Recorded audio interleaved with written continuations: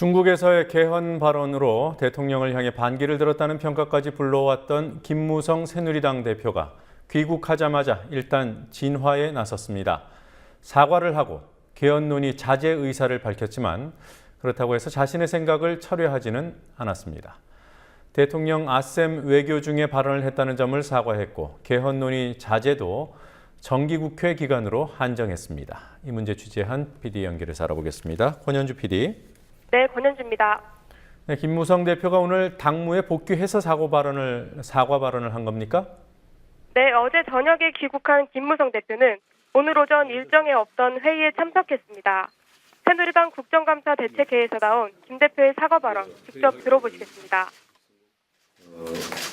대통령께서 이태리 아셈 외교를 하고 계시는데 제가 예가 아닌 것 같아서 죄송하다는 말씀 드립니다. 김 대표는 정기국회가 끝나면 개헌 논의 본물이 터질 것이라고 걱정하는 투로 말한 것이라고 해명했습니다.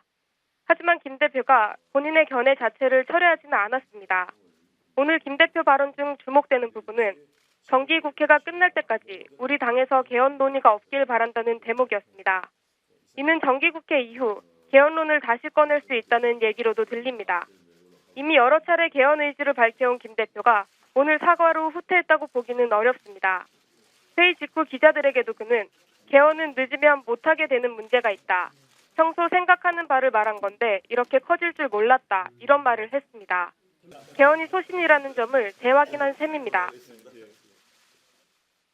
그렇군요. 고개를 숙인 듯하지만 정기국회 후에 개헌 논의의 본물이 터질 것이다. 연내 논의가 바람직하다. 바로 이 핵심 발언은 뒤집은 게 아닌 것으로 이해가 됩니다.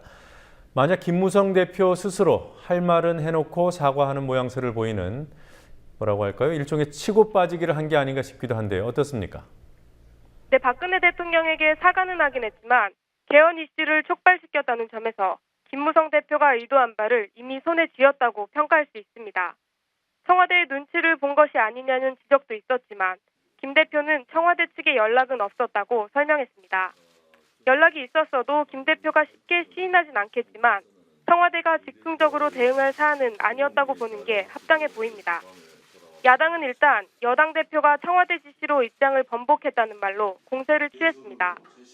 박지원 민주연합 비대위원은 집권 여당 대표가 청와대의 지시를 받고 움직이는 정치도 집권 여당도 불행하다고 비판했습니다. 이석현 국회 부의장도 여당 대표의 확고한 신념을 하루 만에 번복하게 만드는 보이지 않는 손이야말로 분권형 개헌의 당위성을 확실하게 보여주는 손이라는 내용의 성명을 발표했습니다. 야당의 비판도 개헌 논의에 불을 지피려는 의도로 풀이할 수 있습니다. 자, 아무래도 개헌 논의는 궤도에 오를 수밖에 없어 보입니다. 지금까지 거론되고 있는 개헌 논의 어떤 내용입니까? 네, 큰 흐름으로 보면 어제 김무성 대표가 언급한 분권형 대통령제, 구체적으로는 이원 집정부제가 거론되고 있습니다. 이원 집정부제는 정부와 국회의 연정 방식으로 직선제로 뽑는 대통령은 외교와 국방을 맡고 국회가 선출하는 총리는 일반 행정을 담당하는 제도입니다. 현재 155명의 국회의원이 참여하고 있는 개헌 추진을 위한 의원 모임에서도 분권형 대통령제에 대한 공감대가 있습니다. 모임의 공동회장을 맡고 있는 우윤근 민주연합 원내대표는 분권형 권력 구도를 갖춘 오스트리아나 독일 같은 나라가 전형적인 모델이 될 수 있다고 김 대표와 같은 방안을 제시한 바 있습니다. 이외에 5년 대통령 단임제를 4년 중임으로 바꾸자는 논의도 있습니다. 개헌 대상은 아니지만 권력 구조를 바꾸기 위해선 선거구제도 함께 논의해야 한다는 주장이 있습니다.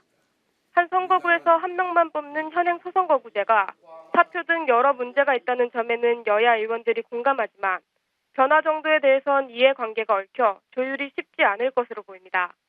지금까지 국민TV 뉴스 권현주입니다.